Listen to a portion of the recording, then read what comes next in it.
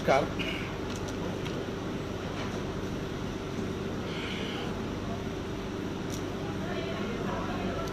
आज फिर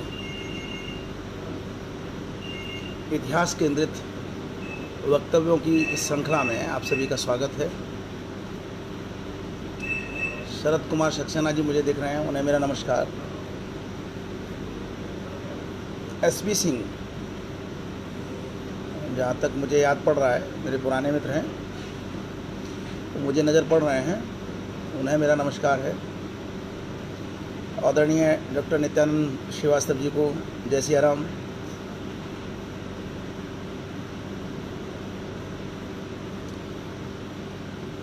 आज मैं जी सुनील प्रकाश भारद्वाज जी भी मुझे नज़र आने लगे, उन्हें भी मेरा नमस्कार। अनूप वर्मा भी आ गए हैं, उन्हें भी नमस्कार। दीपांकर द्विवेदी को मेरा स्नेह।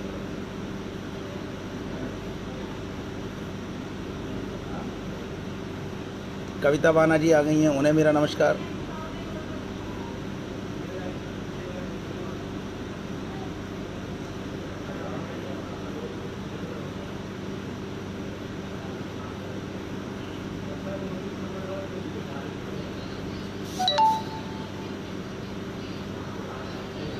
कल मैं जोगेंद्र नाथ मंडल पर बोलने के लिए उत्सुक था और 1 घंटा 6 मिनट होने के बाद भी मैं जोगेंद्र नाथ मंडल पर नहीं बोल सका। कारण कि अभी तक हम केवल जोगेंद्र नाथ मंडल का ही नाम जान रहे थे, जो पूर्वी बंगाल में पाकिस्तान बनते समय मुस्लिम लीग के साथ थे। लेकिन जब उनके और संदर्भों को ढूंढने में मेरी जिज्ञासा जागृत हुई, रुचि उत्पन्न हुई, तो मैंने कुछ और पन्ने खुले थे और मुझे लगता है कि आज फिर मैं जोगेंद्र नाथ मंडल पर नहीं बोल पाऊंगा, अपितु जोगेंद्र नाथ मंडल से भी अधिक रुचिकर सामग्री आपके सामने प्रस्तुत करूंगा।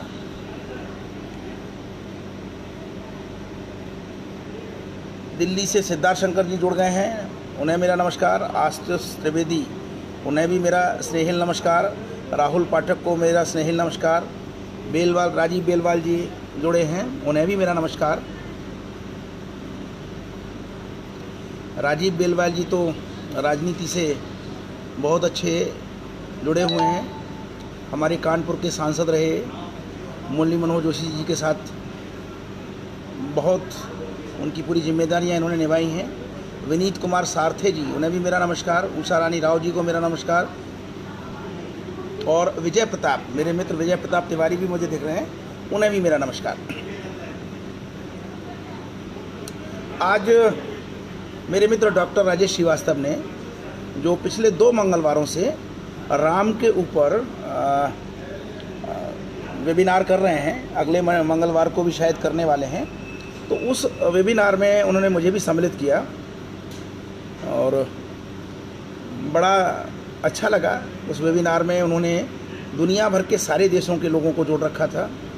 मुझे तो नाम भी याद नहीं रहे। जापान से थी, ट्रिनिडाड और टोबैगो से थे, और थाईलैंड से थे, और कई देशों के लोग वहाँ पे जुड़े हुए थे। तो उन लोगों ने जो रामायण का विस्तार है, उस विस्तार पे चर्चा की। मुझे भी बोलने का मौका मिला और मैंने निवेदन किया।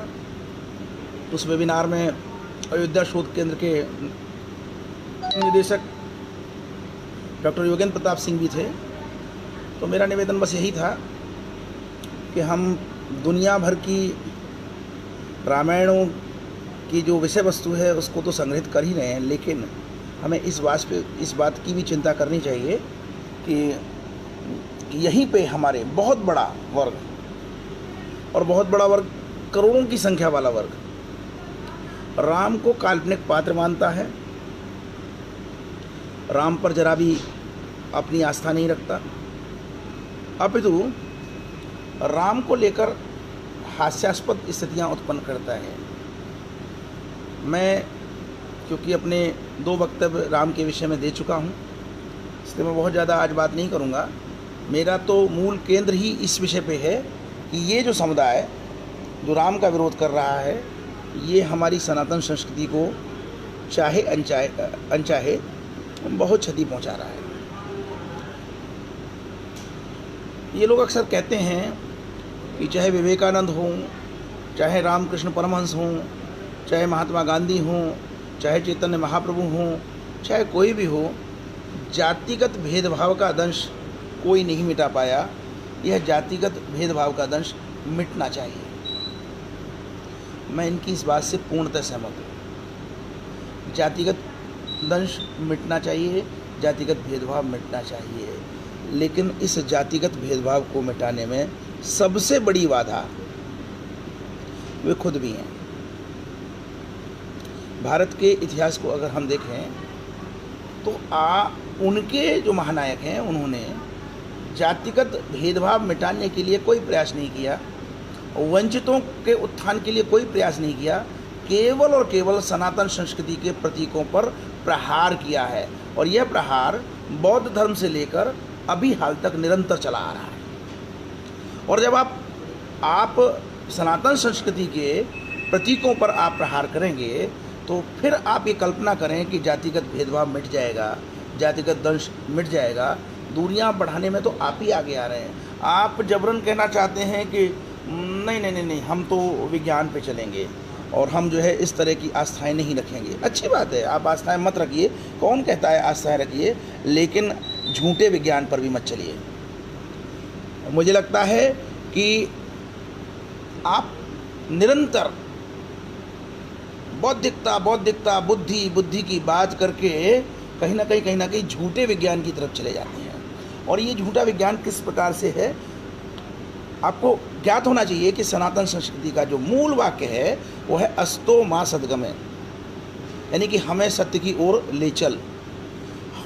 सनातन संस्कृति को मानने वाला निरंतर सत्य की ओर अग्रसर होता है। और आप बुद्धि की तो बात करते हैं, लेकिन आपको जो दिख रहा होता है, केवल जो दिख रहा होता है, आप उस पर केंद्रित होते हैं। आपको यह ज्ञात होना चाहिए कि केवल दिखने वाली चीज़ें ही सत्य नहीं होती। बहुत सारे उदाहरण हैं, बहुत सारे चुटकुले हैं कि कभी कभी लोग सिक्का समझकर तपती धूप में कुछ भी उठा लेते हैं। आप सारा समझ रहे होंगे, मुझे बताने की आवश्यकता नहीं है। बाद में कहते हैं कि लोग तो जो है बताइए थूकते भी सिक्के की तरह। तो कुछ इस तरह की स्थितियां हैं। मृग मरीचिका का नाम सुना होगा। आप लोग पता नहीं किस मृग मरीचिका में जीते हैं कि ऐसा होगा, वैसा होगा, ये होगा और वो होगा, और अंततः परिणाम हर बार परिणाम जोगेंद्रनाथ मंडल की भांति निकल के आता है। जो आप कहीं के नहीं रहते। और बड़े आश्चर्य का विषय है कि मैं जोगेंद्रनाथ मंडल का, और मैं ही नहीं, अब तो बहुत सारे लोग जोगेंद्रनाथ मंडल का नाम लेने लगे हैं, लेकिन जब मुझे बड़ा आश्चर्य हुआ कि इन्हीं नामों में एक नाम और है, और वो है नाम रसिक लाल विश्वास का। तो आज मेरा मन है कि जोगेंद्रनाथ मंडल कल हो जाएंगे। आज हम रसिक लाल विश्वास के बारे में कुछ जानें, लेकिन उससे पहले थोड़ी सी जानकारियाँ इसलिए कि प्राय ये कहा जाता है कि बड़ा अत्याचार था, बड़ा शोषण था, और सदियों से त्रस्त करके रख दिया। तो आप जिस वैज्ञानिकता की बात करते हैं वो वैज्ञानिकता सत्य पर टिकी होती है। आपको सत्य पर टिकना चाहिए। और वो सत्य क्या है? वो सत्य है कल मैंने आप ही के शोध किए हुए ग्रंथों में से जो एक संजय गजभिये की पुस्तक थी जोगेंद्रनाथ मंडल पे, आज भी मैं उस पुस्तक को लेके बैठूंगा। तो उस पुस्तक में से ही मैंने आपको बताया कि बड़े गर्व के साथ आप कहते हैं कि राजा राम मोहन राय और ईश्वरचंद विद्यासागर जैसे लोग मात्र 30-40 विद्यालय बना पाए, और हमारे नायक गुरचांद ठाकुर ने 1096 विद्यालय बनाए। तो ये एक बहुत बड़ी बात है। कि 1096 विद्यालय आपने बनाए और फिर भी आप उस शिक्षा के लिए दोष दूसरों को देते फिरते हैं। आपको गोरेलाल चांद जैसे विराट व्यक्तित्वों का अनुसरण करना चाहिए। और थोड़ी देर के लिए मान लेते हैं कि पोंगापंथी कुछ ब्राह्मण आपसे नफरत करते हैं तो करने दीजिए। ये ब्राह्मण आपका कुछ अहित नहीं कर सकते। आपको अपना कार्य करने की सदैव स्वतंत्रता रही है, पहले भी थी, अब भी है, आगे भी रहेगी। लेकिन पता नहीं क्यों आप दुर्भाग्य से केवल और केवल कोसने में विश्वास करते हैं। अगर आप बुद्धिवादी होते, अगर आप बौद्धिक होते, अगर आप वैज्ञानिकता पर चलने वाले होते तो कम से कम यह घृणित कार्य नहीं करते, अपितु अपने वंचित समुदाय के लिए, हित के लिए कार्य करते। मैं आंकड़े देकर बता चुका हूं कि आप सरकारी नौकरियों के लिए जिनके लिए जूझ रहे हैं, आपको आरक्षण प्राप्त है, पहले से ही आरक्षण प्राप्त है। लेकिन इस आरक्षण को प्राप्त करने के बाद भी जो वंचित समुदाय की जनसंख्या है वो 80 करोड़ के आसपास है। उस 80 करोड़ की जनसंख्या के लिए क्या आपके पास कोई कार्य योजना है? बिल्कुल नहीं है। तो मैं इस पूर्व पुटिका में कुछ बोलूँगा। इस दौरान मेरे कुछ महत्वपूर्ण मित्र और मिल चुके हैं, एक बार मैं उनको भी अभिवादन कर लूँ। मैं देख रहा हूँ कि विजय प्रताप जी के बाद हेमा, उन्हें मेरा स्नेहिल नमस्कार। अशोक मिश्रा जी, उन्हें मेरा नमस्कार। रश्मि श्रीवास्तव जी भी आज मुझे नज़र आ रही हैं, उन्हें भी मेरा नमस्कार। रोहित रोमिल शर्मा जी, उन्हें मेरा नमस्कार। नीरज गोस्वामी जी, उन्हें भी मेरा नमस्कार। और हरिशंकर गुप्ता जी, उन्हें मेरा नमस्कार। डॉक्टर सर्वेश पांडे जी को मेरा नमस्कार और राजकिशोर सिन्हा जी को भी मेरा नमस्कार। सारे लोग आ चुके हैं और मुझे बड़ा अच्छा लगता है जब आप लोग आते हैं तो मुझे खुद अंदर से प्रेरणा मिलती है कि मैं प्रतिदिन कुछ नया लेके आऊँ जिससे आपके और मेरे तार स्थायी रूप से जुड़े रहें। तो मैं आज जिस व्यक्तित्व की बात कर रहा हूँ वह आपके लिए हो सकता है नया नाम हो, और वह व्यक्ति है रसिक लाल विश्वास। और आपकी जानकारी के लिए बता दूं, 1931 में महात्मा गांधी के साथ पूना पैक्ट पर हस्ताक्षर करने वालों में बंगाल की ओर से यही सज्जन सम्मिलित थे। पूना पैक्ट पर हस्ताक्षर करने वालों में यही रसिक लाल विश्वास सम्मिलित थे। ये मैं आपकी जानकारी के लिए बता दूं।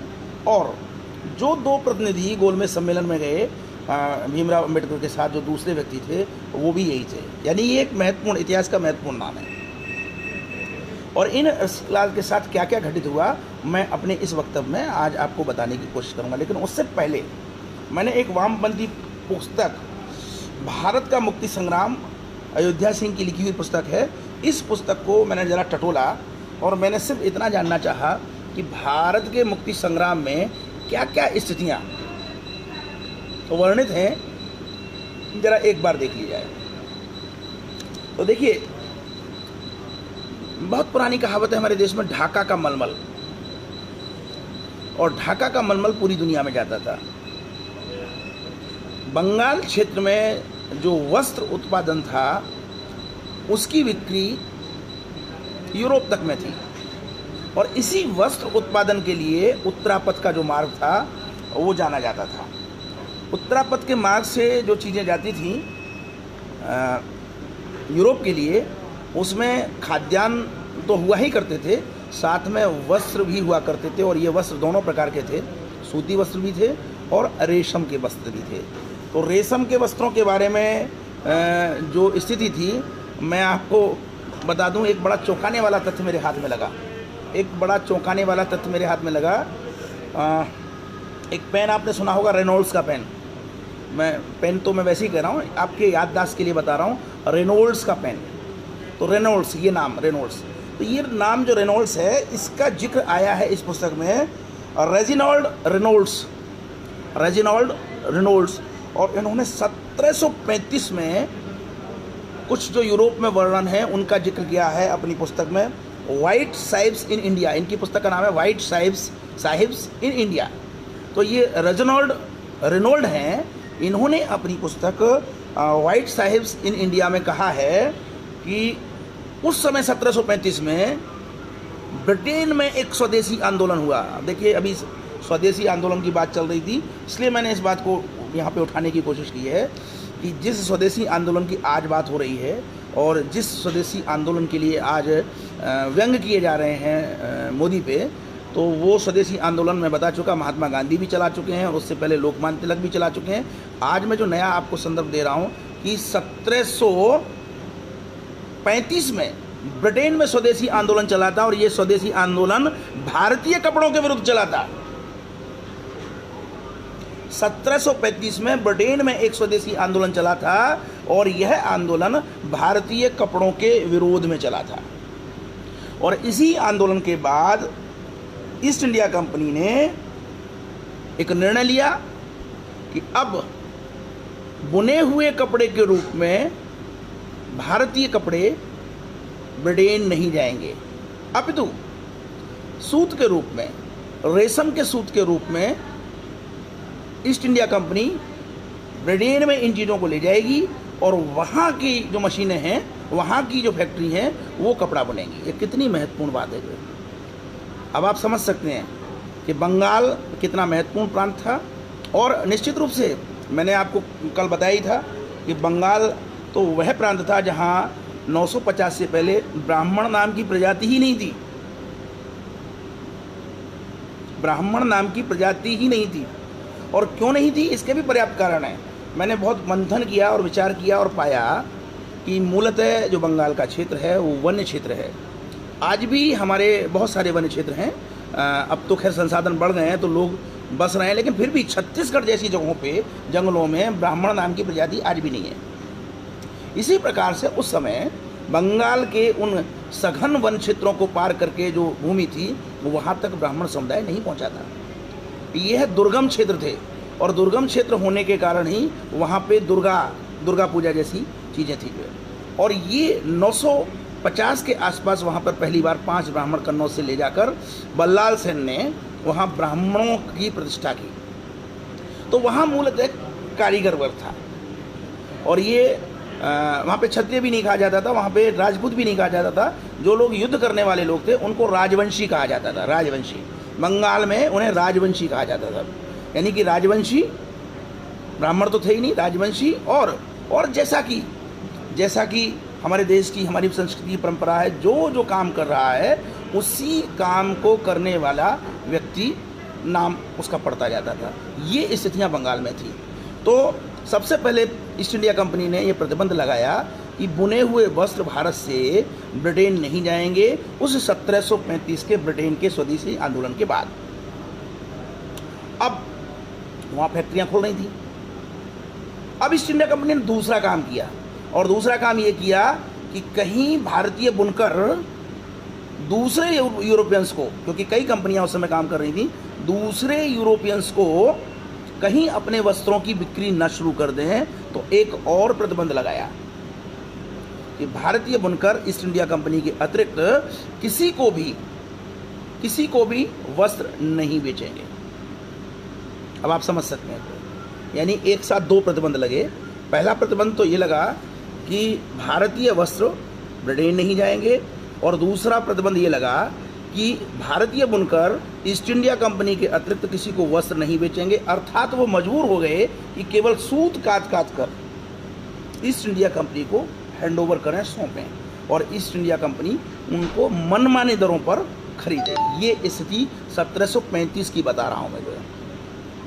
मैंने पिछले वक्तव्यों में भी कहा था कि ये जो गरीबी आई है, ये जो वंचित समुदाय जो डेवलप हुआ है, इसके पीछे ब्राह्मणी शोषण नहीं है। बंगाल में तो ब्राह्मण ना के बराबर प्रभावशाली थे, ब्राह्मणी शोषण नहीं, अपितु ईस्ट इंडिया कंपनी और अंग्रेजों की जो आर्थिक गतिविधियां थी, उन आर्थिक गतिविधियों के कारण यह वंचित समुदाय उत्पन्न हुआ है। और इस छोटी सी बात को नहीं समझ पा रहे हैं आप लोग, तो मैं अब आपको क्या कहूँ। फिर भी मेरी सहानुभूति है कि जातिगत दंश मिटना चाहिए, जातिगत भेदभाव मिटना चाहिए, और इसके लिए वैमनस्यता फैलाने से कोई स्थिति नहीं बनेगी। बुद्ध से लेकर कबीर तक और आज तक अम्बेडकर, जोगेंद्रनाथ मंडल, जाने कितने लोग आए, कितने लोग चले गए, लेकिन जाति प्रथा नहीं मिट पाई। बार बार आपको इस्लामिक जिहादी झुंझुना दिखाते हैं कि हम एकमात्र दुनिया के ऐसे संगठन हैं जो एक मनुष्य को एक समझते हैं। एक जगह पे हम नमाज पढ़ते हैं, हम किसी चीज़ पे प्रतिबंध नहीं लगाते हैं। लेकिन सच बात यह है कि वो किसी चीज़ पे प्रतिबंध नहीं लगाते, लेकिन पूरी जीवन पद्धति की जो स्वतंत्रता है उस पर अवश्य प्रतिबंध लगा देते हैं। जीवन पद्धति की स्वतंत्रता पर प्रतिबंध लगाने के कारण ही आपके पूर्वजों ने इस्लाम ग्रहण नहीं किया था। यह बात आप अच्छी तरह से समझ लीजिए। हम व्यक्तिगत भेदभाव नहीं करते, यह सही बात है, लेकिन साथ में हम जीवन को इतना प्रतिबंधित कर देते हैं कि लोगों का दम घुटने लगता है और लोग बेहतर हुर्रें प्राप्त करने के अलावा कोई दूसरा स्वप्न सोच भी नहीं पाते हैं। यह स्थितियाँ हैं। और जैसा कि तुलसीदास ने कहा है कि समर्थ को नहीं दोष गुसाएं। इस इस्लामिक जिहादियों के समुदाय में जो समर्थवान होते हैं, जिन्ना जैसे लोग, वो विस्की भी पीते हैं, शासन व्यवस्था का पूरा आनंद लेते हैं, और शासन व्यवस्था का आनंद लेने के लिए हत्याएं आज के युग में भी, मध्य युग को बीते हुए कितना समय हो गया, आज के युग में का जो मध्ययुगीन चरित्र है वो आज तक निरंतर चला आ रहा है। इस बात को आप कान खोलकर समझ लीजिए। अगर उनका ये चरित्र न होता तो म्यांमार में संत विराथू को अहिंसावादी बौद्धों को इकट्ठा करके रोहिंग्याओं के विरुद्ध अभियान चलाने की आवश्यकता नहीं पड़ती। यह आपको समझना पड़ेगा। आप नए युग में, नाम आपका कुछ भी हो, नाम आपका चाहे भले ही अल्पेश ठाकुर हो, नाम आपका भले ही जिग्नेश मेवानी हो, नाम आपका भले ही चंद्रशेखर रावण हो, लेकिन कहीं ना कहीं आप जोगेंद्रनाथ मंडल बनते जा रहे हैं। इस बात को भूलिए मत। तो मैंने आपको बताया कि 1735 में स्वदेशी आंदोलन ब्रिटेन में हुआ और उस आंदोलन के चलते हुए भारतीय बुनकरों को बहुत हानि पहुंचाई गई। वो दूसरी कंपनियों को अपना वस्त्र बेच नहीं सकते थे, वस्त्र बुन नहीं सकते थे। केवल उतना ही वस्त्र बुनेंगे जो भारत में उपयोग में आएगा। बाकी सारा का सारा सूत और सारा का सारा रेशम, वो सारा का सारा जो चला जाएगा ईस्ट इंडिया कंपनी के पास, और ईस्ट इंडिया कंपनी वहाँ बेचेगी। लेकिन इस सारी प्रक्रिया में कहीं ना कहीं बेरोजगारी बढ़ी ना, कहीं ना कहीं सांसद, जो ये कारीगर वर्ग था इसकी सांसद बढ़ी, बुनकरों के सांसद बढ़ी, परेशानी हुई। और उधर क्या हुआ कि धीरे धीरे जैसे जैसे यूरोप में जनसंख्या बढ़ी, मांग बढ़ी। मांग बढ़ने के बाद 17 मार्च 1769 को, यानी कि 1735 से सिर्फ 34 वर्ष के अंदर 17 मार्च 1769 को कोर्ट ऑफ डायरेक्टर्स ने अपने ईस्ट इंडिया कंपनी के प्रतिनिधियों के पास एक संदेश भेजा, और वो संदेश भेजा कि भैया कच्चे रेशम की पैदावार बढ़ाओ। अब माल कम पड़ने लगा, फैक्ट्रियों में माल कम पड़ने लगा, कच्चे माल की पैदावार, सूत की पैदावार, रेशम की पैदावार बढ़ाओ। यह दृश्य था। अब मैं 2-3 चीज़ें बता दूं कि वो कौन से क्षेत्र थे बंगाल में जो उस समय रेशम उत्पादन के लिए जाने जाते थे। रेशम के उत्पादन में कासिम बाजार, मुर्शिदाबाद, ग्वालियर, राजशाही, जंगीपुर, मुर्शिदाबाद, कुमारखाली, नदिया, मालदा, राधानगर, हुगली, रंगपुर और रंगामाटी, ये सारे के सारे क्षेत्र रेशम उत्पादन के लिए जाने जाते थे। और जब इन बुनकरों को हानि होने लगी तो जैसा कि इस वामपंथी पुस्तक में वर्णित है, मैं आपको स्पष्ट कर दूं, यह है भगवावादी, क्योंकि राष्ट्रवादियों को भगवावादी कहा जाता है। यह पुस्तक जिसके मैं दृष्टांत दे रहा हूँ, यह भगवावादी पुस्तक नहीं है, यह वामपंथियों की पुस्तक है। इस वामपंथी पुस्तक में है कि लोगों ने, कारीगरों ने ईस्ट इंडिया कंपनी के अत्याचार से बचने के लिए स्वेच्छा से अपने अंगूठे कटवा दिए। स्वेच्छा से अपने अंगूठे कटवा दिए, कितनी बड़ी बात है कि ना अंगूठा रहेगा और ना वो सूत हमसे कटवा पाएंगे। और सहतूत के पेड़ कटवाकर खेती करनी शुरू कर दी। कितना महत्वपूर्ण तथ्य है कि ईस्ट इंडिया कंपनी के उस अत्याचार से आजिज आकर अपने अंगूठे कटवा दिए और सहतूत के पेड़ कटवाकर खेती करनी शुरू कर दी। तो मैं अपने नव बौद्ध मित्रों को, या नव अम्बेडकरवादी मैं इसलिए बोल रहा हूँ कि वो अम्बेडकर के सिद्धांतों को भी नहीं मानते। यह जो नव अम्बेडकरवादी जो समूह है, मैं इसको बताना चाहता हूँ कि कम से कम ब्राह्मणों ने अंगूठे काटने के लिए मजबूर नहीं किया होगा।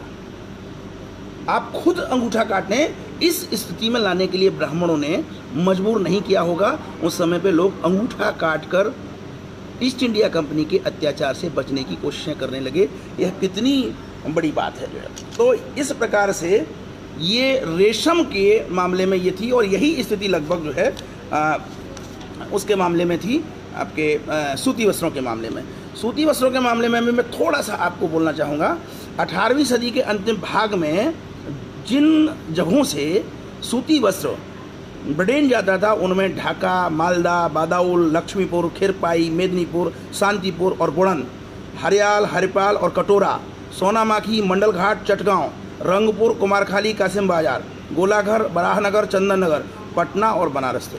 अब आप समझ लीजिए पूरा क्षेत्र,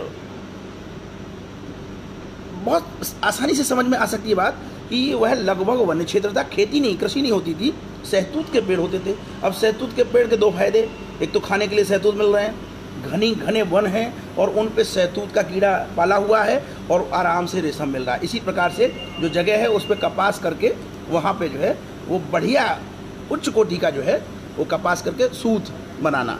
और जाहिर सी बात है यह जितने भी व्यवसाय होते हैं परंपरागत रूप से होते हैं, और जैसे जैसे पीढ़ियाँ बीतती हैं वैसे वैसे दक्षता आती है, वैसे वैसे औजार पनपते हैं, नए नए औजार पनपते हैं। तो ये स्थितियाँ थी उस समय बंगाल में।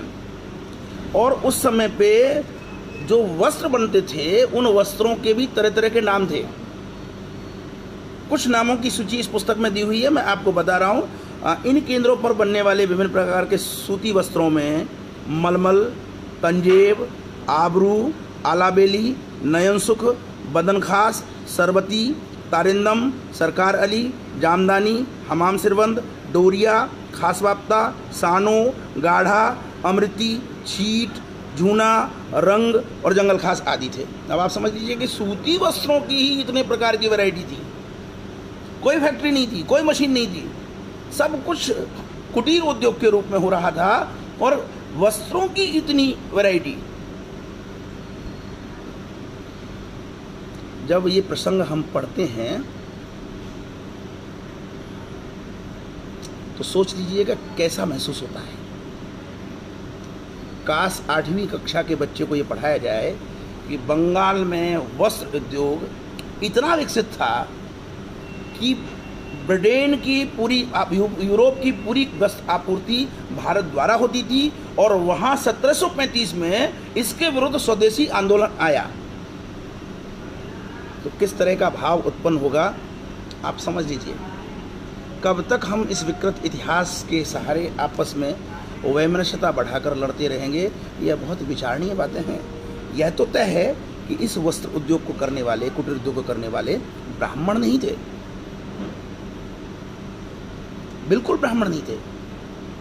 ब्राह्मण का काम तो दान दक्षिणा पे, अगर हम पुरानी कल्पना कर लें, दान दक्षिणा पे चलने वाला एक दृश्य था।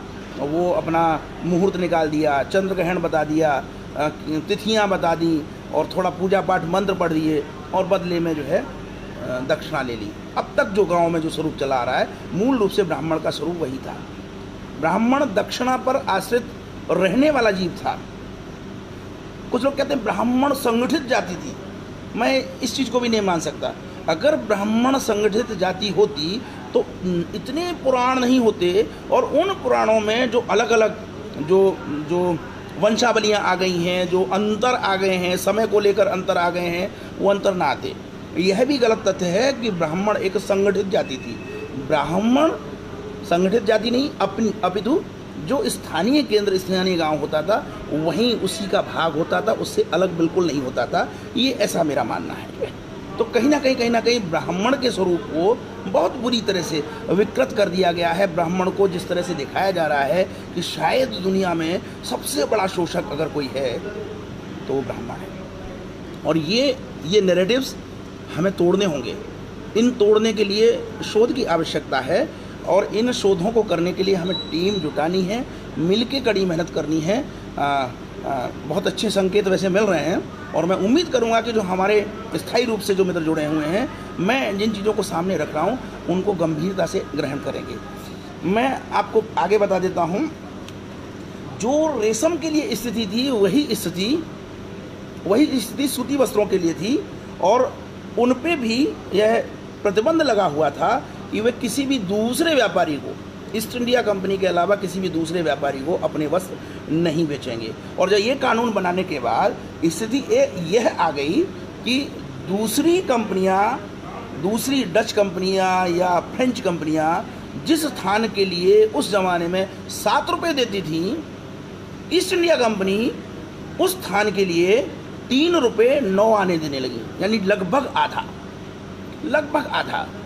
जिस चीज़ के लिए फ्रेंच कंपनियां, डच कंपनियां और हॉलैंड की कंपनियां, यहाँ तक कि पुर्तगीज कंपनियां 7 रुपये देती थी, कानून बनाने के बाद अपने अधिकार क्षेत्र में बंगाल को लेने के बाद ईस्ट इंडिया कंपनी उसी चीज़ के लिए 3 रुपये 9 आने देने लगी, ठीक आधा रेट कर दिया। कोई प्रतिस्पर्धा नहीं। किस प्रकार शोषण किया जाता है, जो शोषण चिल्ला रहे हैं, किस प्रकार शोषण किया जाता है, उस शोषण को समझ लीजिए कि अब ब्राह्मणों ने या उस युग में शासन करने वाले क्षत्रियों ने इस तरह के प्रतिबंध इन बुनकरों पर लगाए होंगे? कभी नहीं। उस युग में तो इस तरह का व्यापार करने वाले को पर्याप्त अवसर और पर्याप्त छूट होती थी। स्थानीय जो भी तंत्र था वो केवल अपना कर लेता था, अपना कर, और उस कर के अतिरिक्त उसको कुछ भी नहीं चाहिए था। यहाँ तो दृश्य ही दूसरा हो गया। यहाँ तो अब राजा व्यवसाय करने वाला है। ईस्ट इंडिया कंपनी राजा हो गई और वो खुद व्यवसाय कर रही है और खुद आधे रेटों पे चीज़ों को खरीद रही है। तो जो कारीगर समुदाय है उसका वंचित होना स्वाभाविक है। इस प्रकार से इन्होंने एक प्रकार से गुलाम बना दिया। इसी को गुलाम बनाना कहते हैं। ब्राह्मणों ने कभी भी कारीगर वर्ग को इस प्रकार से गुलाम नहीं बनाया। गुलाम बनाने वाली जो स्थितियां उत्पन्न की वो ईस्ट इंडिया कंपनी के कर्णधारों ने की।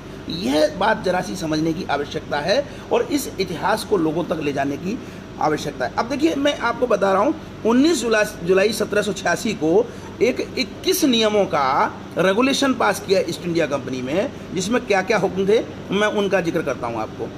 प्रत्येक जुलाहे का एक टिकट होगा जिस पे उसका नाम, वासस्थान और उस कोठी का नाम, कोठी फैक्ट्री को वो कोठी कहते थे, उस कोठी का नाम होगा जिसके मातहत वो काम कर रहा है।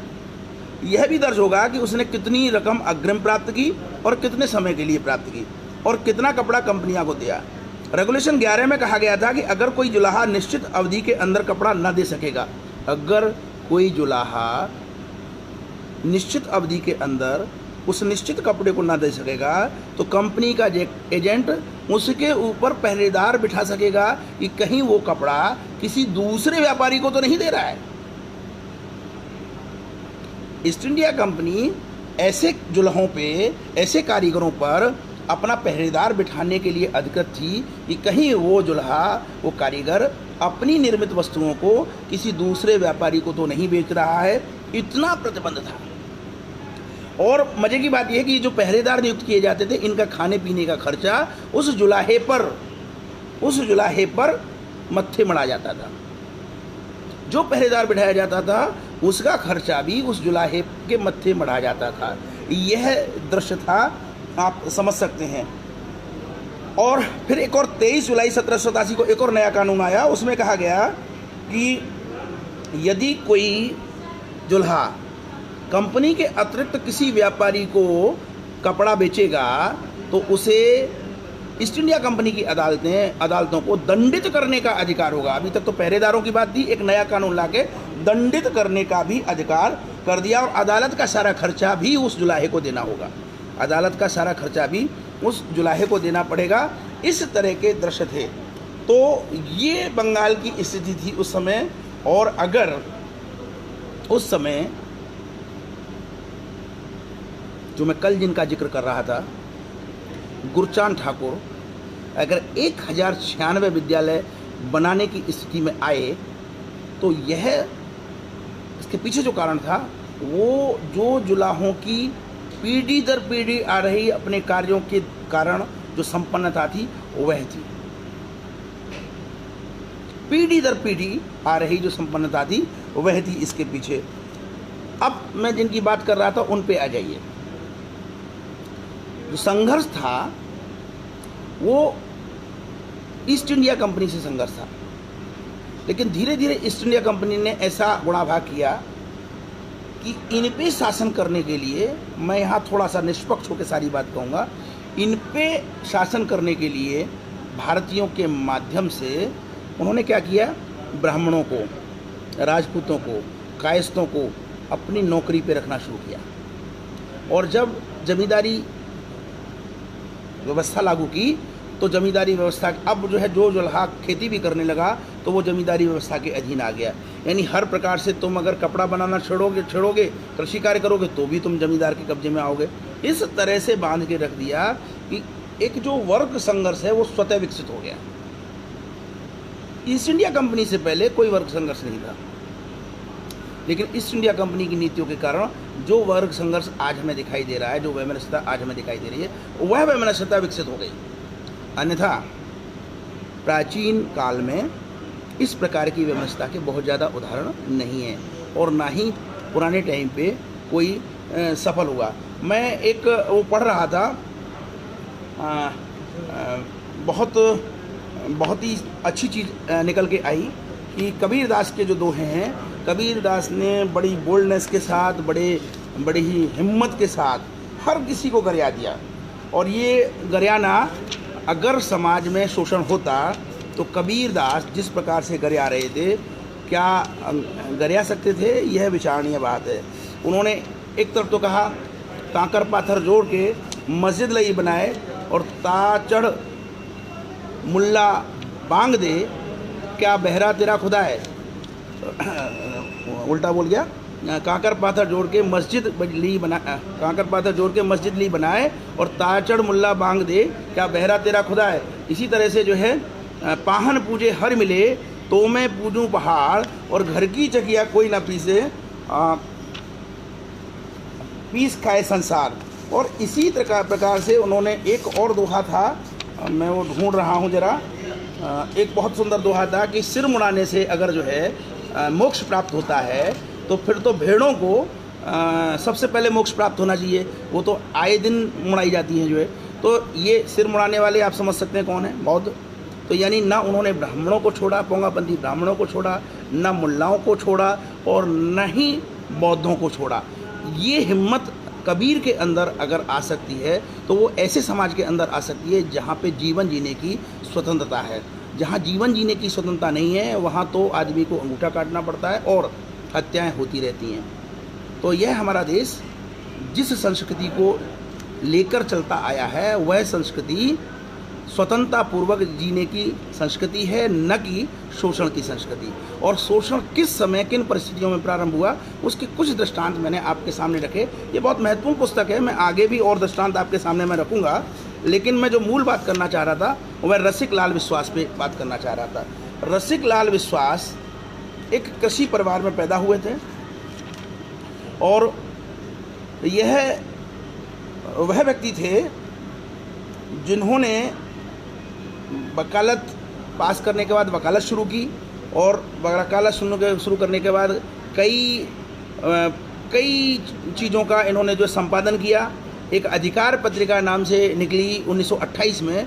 तो अधिकार पत्रिका के संपादक रसिक लाल विश्वास बने और न केवल वो बने, इन्होंने अब जब अधिकार पत्रिका निकली तो क्योंकि 1928 तक ईस्ट इंडिया कंपनी के प्रभाव से जिन्हें हम सवर्ण परिचित, तो पहले सवर्ण शब्द था ही नहीं, ये सवर्ण शब्द गढ़ने वाली भी ईस्ट इंडिया कंपनी थी। ईस्ट इंडिया कंपनी ने विभिन्न कानूनों के माध्यम से किस प्रकार से भेदभाव बढ़ाया, इस पे एक अध्ययन करने की आवश्यकता है। ये मेरे दिमाग में है, इस पे अध्ययन पे जुटना होगा क्योंकि बहुत सारे कानून ऐसे थे उनके जिसके माध्यम से ये जो भेदभाव है ये बढ़ा। तो इस पे हमें कार्य करने की आवश्यकता है। तो अछूत समाज को जागृत करने के लिए इन्होंने ऐसे समाचार पत्रों में ऐसी चीज़ें आती हैं कि साहब सवर्ण बहुत अत्याचार कर रहे हैं और साहब अछूत समाज की उन्नति होनी चाहिए। अभी मैंने सिद्ध किया कि जो जिसको अछूत समाज कहा जा रहा है, वंचित समाज कहा जा रहा है, उसके वंचित होने के पीछे ईस्ट इंडिया कंपनी थी। लेकिन जब ये नए लोग निकल के आए, ब्रिटिशर्स के स्कूलों में पढ़ के आए और इन्होंने समाचार पत्र आदि निकालने शुरू किए, तो क्योंकि ब्रिटिशर्स के स्कूलों में पढ़ के आ रहे थे तो वहाँ ये एक नई पट्टी पढ़ के आ रहे थे। इस तरह से इनको समझाया गया और सिखाया गया कि देखो ये सदियों से सवर्ण तुम पे अत्याचार कर रहे हैं। यानी कि अगर एक तरीके से देखा जाए तो अंग्रेजों ने भारत को प्रारंभ से ही 3 पार्टों में, 3 हिस्सों में बांटने का एक यत्न शुरू किया। एक तरफ तो वो सवर्ण हिंदुओं को, तथाकथित सवर्ण हिंदुओं को लेकर चल रहे थे, दूसरी तरफ शह दे रहे थे इस्लाम वालों को भी, और तीसरी तरफ ये जो अछूत शब्द है या जिसको हम वंचित समुदाय कहते हैं, इसको भी शह दे रहे थे तरह तरह से। यानी कि पूरी प्लानिंग, जो एक मुहावरा कहा जाता है फूट डालो राज करो, तो प्राय ये फूट डालो राज करो का जो मुहावरा है ये हिंदू मुस्लिम के लिए कहा जाता है। लेकिन सच बात ये है कि ईस्ट इंडिया कंपनी ने भारत की जनता को 3 भागों में बांटने का षड्यंत्र किया, और प्रत्येक के अलग अलग प्रतिनिधि हो गए। एक के प्रतिनिधि जवाहरलाल नेहरू हो गए, दूसरे के प्रतिनिधि जिन्ना हो गए, और तीसरे के प्रतिनिधि अंबेडकर हो गए, जोगेंद्रनाथ मंडल हो गए। इस प्रकार से 3 समूहों में बांटने का काम ईस्ट इंडिया कंपनी ने किया, और जिससे कि आपस में वैमनस्यता हो जाए और हम स्थायी रूप से राज करें। अब यहाँ मैं महत्वपूर्ण बात कह रहा हूँ कि इस सारी प्रक्रिया में बहुत ध्यान से इस बात पे मेरी पे गौर फरमाइएगा। मैं संकेतों में बात कहूँगा, क्योंकि इसके लिए पहले एक शोधपरक आलेख जब तक नहीं आएगा तब तक आधिकारिक रूप से कहने का मतलब है कि वही कहने लगेंगे लोग कि यह तो बकवास करते हैं। आप सारे क्रांतिकारियों की सूची बनाइए जिन्होंने आत्मिक उत्सर्ग करके ब्रिटिश शासन के साथ लड़ाई लड़ी। तो वो लोग कौन थे? वो इस्लामिक समुदाय के लोग कितने थे, वंचित समुदाय के कितने लोग थे, और जो ये बचा हुआ जो समुदाय है जिसको आज सवर्ण कह दिया जाता है, सामान्य जाति कह दिया जाता है, जनरल जिसको कहते हैं, उस समुदाय से कितने लोग थे। एक सूची बनाकर देखिए। जब आप सूची बनाएंगे तो प्राणों के उत्सर्ग करने वाले जो लोग हैं वो एक ही वर्ग से निकल के आए। यानी एक प्रकार से देखा जाए तो हमारा भारत 4 हिस्सों में बंट गया। एक वो हिस्सा जो इस्लामिक कानूनों के तहत चल रहा था, दूसरा वह हिस्सा जो जोगेंद्रनाथ मंडल या अंबेडकर जैसे लोगों के नेतृत्व में उदासीन होकर चल रहा था, अपनी लड़ाई लड़ रहा था। तीसरा मजे की बात है, ये लड़ाई उनकी उस वर्ग से थी जिसने आत्मिक उत्सर्ग किया। और एक चौथा बड़ा हिस्सा था, वो था अवसरवादियों का। गांधी जी के नेतृत्व में और नेहरू जी के नेतृत्व में अवसरवादियों का एक हिस्सा। हमारा समाज स्वतंत्रता प्राप्त करने से पहले ही इस प्रकार से 4 हिस्सों में बंट चुका था। काश ये सब बंटवारा होने के बाद आज़ादी मिली और हम सारी चीज़ों को सुचारू रूप से सहेज लेते। लेकिन ये जो अवसरवादी जो हिस्सा, चौथा हिस्सा था, इस हिस्से ने शासन करने के लिए ईस्ट इंडिया कंपनी और ब्रिटिशर्स की नीति को ज्यों का त्यों वापस अपनाया।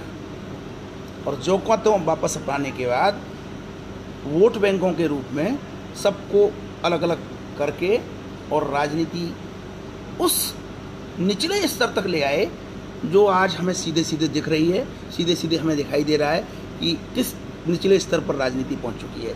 इस समय राष्ट्रवादी चिंतन करने वाले लोगों को एकजुट होकर, खाली एकजुट होने से काम नहीं चलेगा, एकजुट होकर तथ्यों को सामने, अकाट्य तथ्यों को, जैसे मैं ये जो बोल रहा हूँ ये अकाट्य तथ्य हैं, इन अकाट्य तथ्यों को आम युवा पीढ़ी के सामने लाना होगा।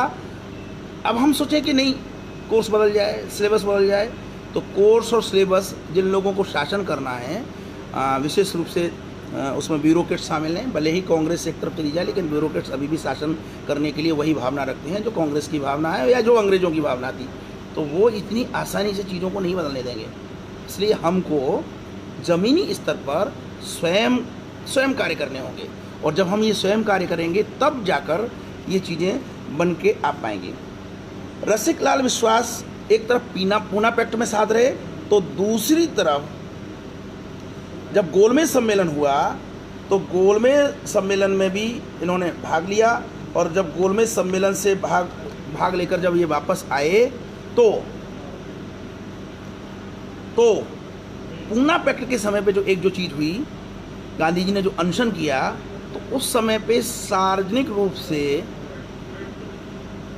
गांधी जी को अशोभनीय शब्द बोलने वाले व्यक्ति का नाम और रसिक लाल विश्वासी था। इन्होंने कहा ऐसे 2-4 गांधी मर जाने से कोई फ़र्क नहीं पड़ता, क्योंकि हर रोज़ अछूतों के घर में बिना दूध दबा के सैकड़ों बच्चे मर रहे हैं। ऐसे में एक वृद्ध गांधी जी के मरने से देश को क्या फ़र्क पड़ता है। इस तरह के विचार रसिक लाल विश्वास के थे। अब आप अंदाजा लगा लीजिए। अब इन रसिक लाल विश्वास के साथ हुआ क्या, मैं वो बताता हूँ। रसिक लाल विश्वास ने 1945 में 25-26 अप्रैल को शेड्यूल कास्ट फेडरेशन का बहुत बड़ा अधिवेशन कराया, बहुत बड़ा अधिवेशन कराया। और जैसे ही डायरेक्ट एक्शन आया 1946 में,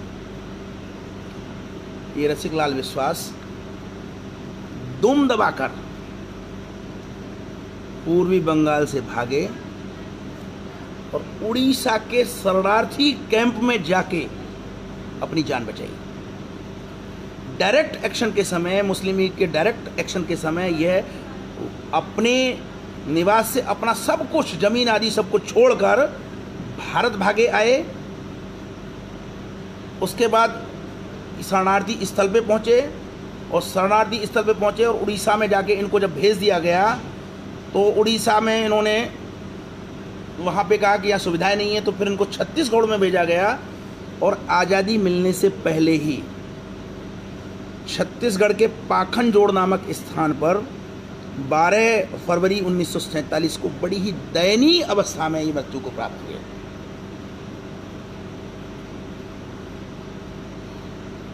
वैमनस्यता फैलाने का यह परिणाम निकला।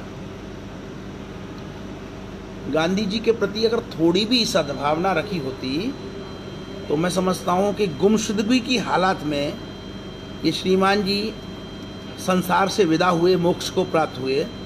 ऐसा नहीं होता। जब आप अति कटु वचन किसी को बोलेंगे तो वह आवश्यकता पड़ने पर आपकी मदद नहीं करेगा, मुंह फेर लेगा।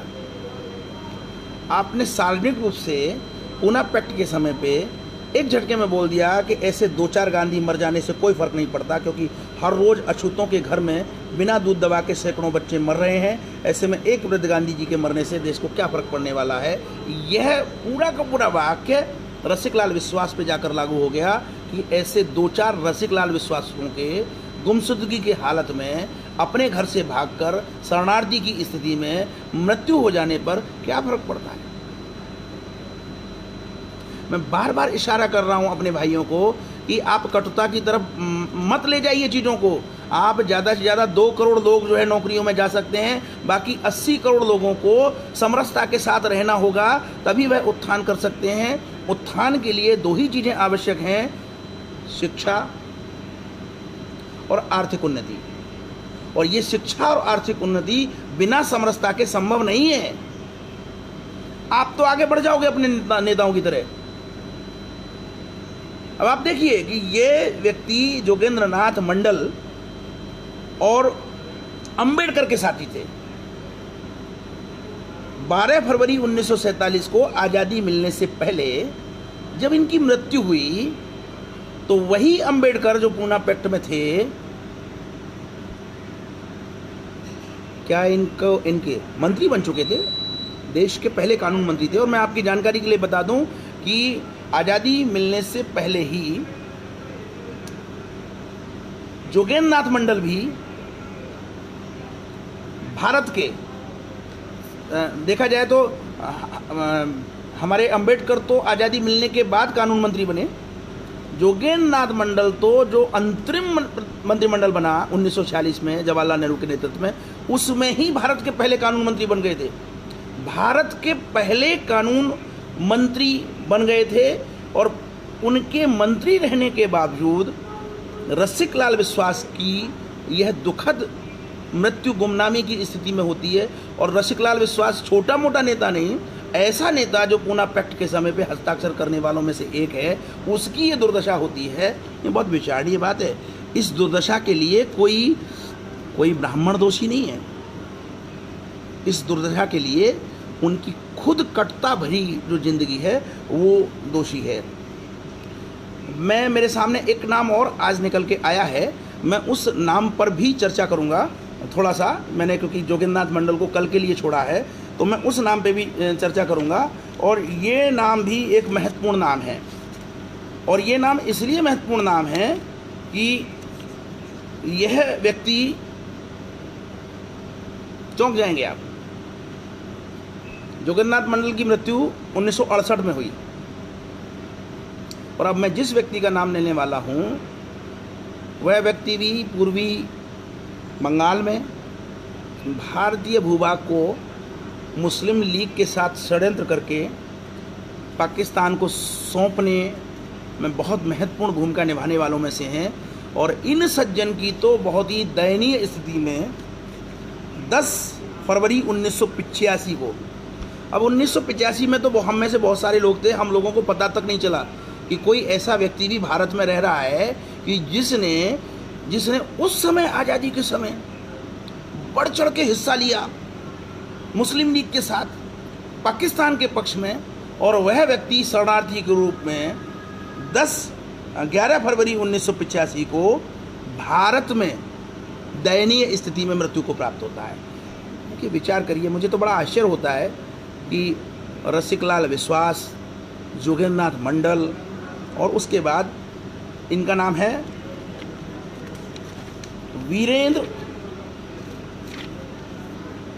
वीरेंद्रनाथ विश्वास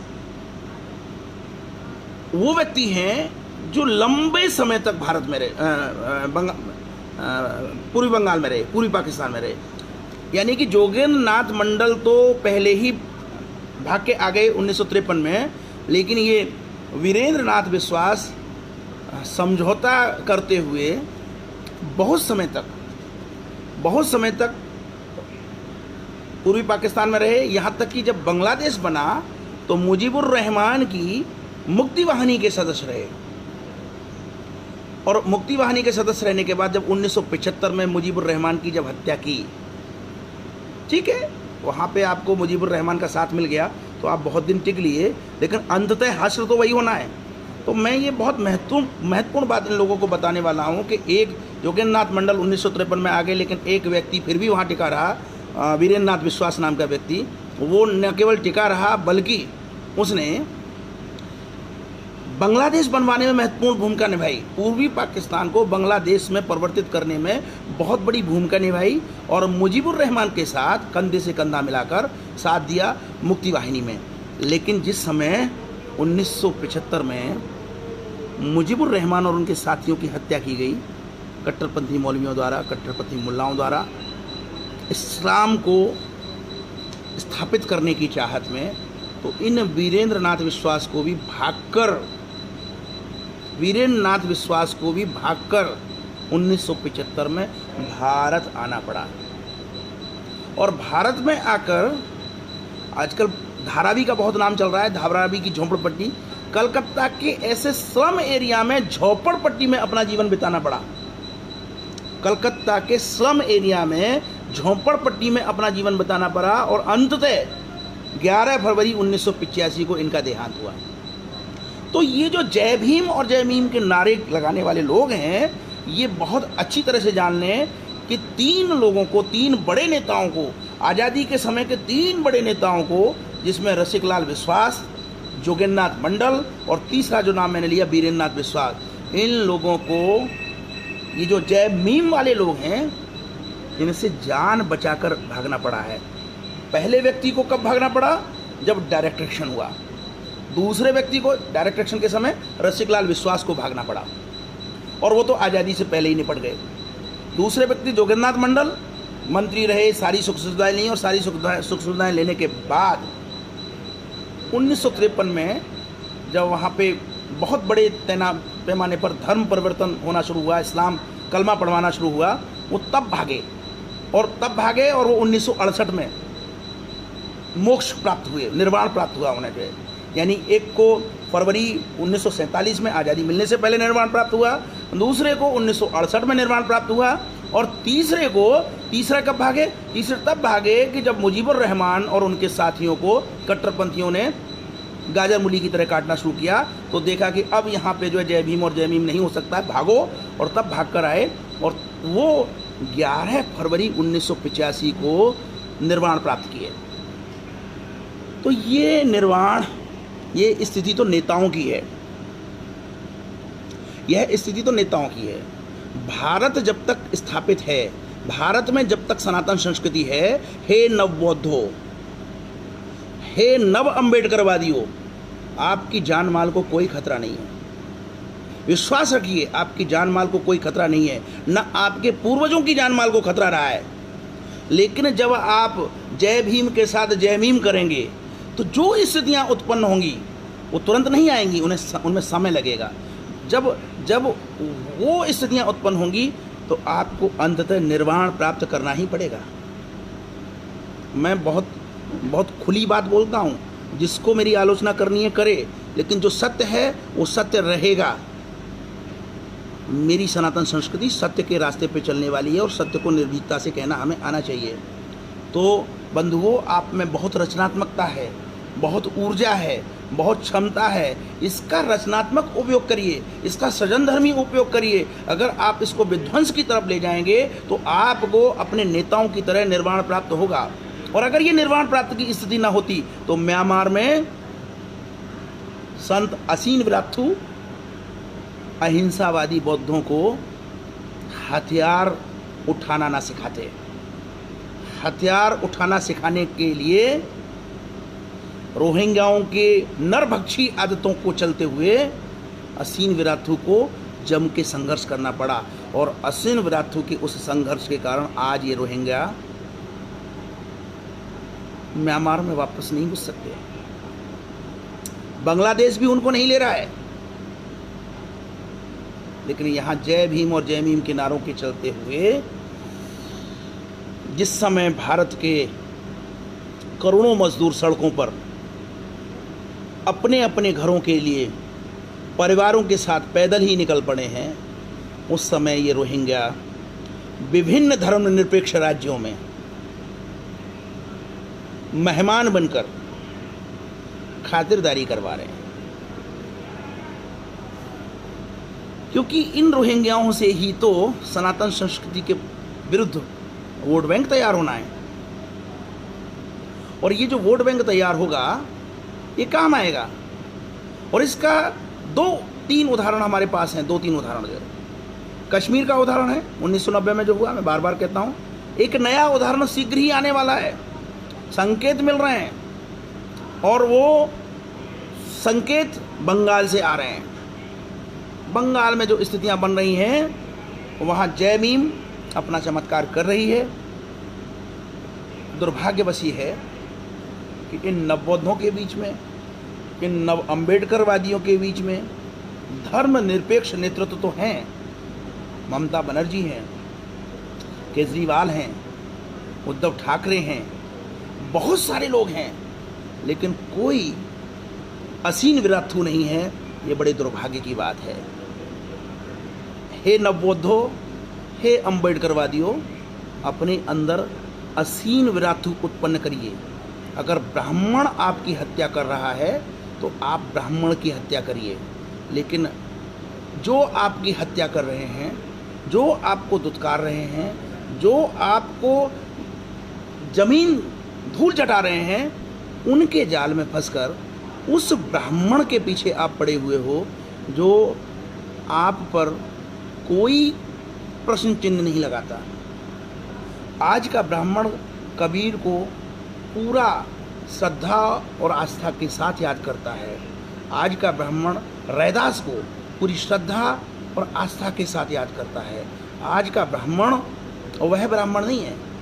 आज का शिक्षित ब्राह्मण सारी चीज़ों को समझ रहा है और बड़ा हतप्रभ है कि उसको उसका नाम ले लेकर देश में ऐसी स्थितियाँ उत्पन्न की जा रही हैं कि पता नहीं ब्राह्मण समुदाय क्या कर रहा है, जबकि हो ठीक इसके विपरीत रहा है। सनातन संस्कृति को ठेस पहुंचाई जा रही है। तो मित्रों, मैं समझता हूं आज के दिन 2 नाम मैंने आपके सामने रखे। जोगेंद्रनाथ मंडल पे कल 2 नाम मैंने आपके सामने रखे, रसिकलाल विश्वास और वीरेंद्र नाथ विश्वास। दोनों विश्वास हैं और विश्वास करिए कि ये जो मैं जानकारी आपको दे रहा हूँ ये प्रामाणिक जानकारी दे रहा हूँ। तो इन 2 नामों को भी हम अपनी चर्चा में लाएं और हम बताएं कि किस प्रकार डायरेक्ट एक्शन के समय रसिकलाल विश्वास, आज़ादी के बाद जोगेंद्रनाथ मंडल और 1975 के मुजीबुर रहमान हत्याकांड के समय वीरेंद्र नाथ विश्वास जैसे लोगों को धता बताई गई। जब तक ये इस्लामिक जिहादियों द्वारा धता बताने के जो उदाहरण हैं खोलकर लोगों के सामने नहीं रखे जाएंगे, तब तक हमारे इन वंचित समुदाय के नेताओं को कुछ समझ में नहीं आएगा और ये अपने युवा पीढ़ी के लोगों को बरगलाते रहेंगे, सनातन संस्कृति को नुकसान पहुंचाते रहेंगे। इसी के साथ मैं आज अपनी बातचीत यहीं पे ख़त्म करना चाहूँगा। आपके जो भी प्रश्न हैं मुझे लिख दिया करिए। मुझे ढूंढने में और मुझे जानकारियाँ जुटाने में बहुत अच्छा लगता है।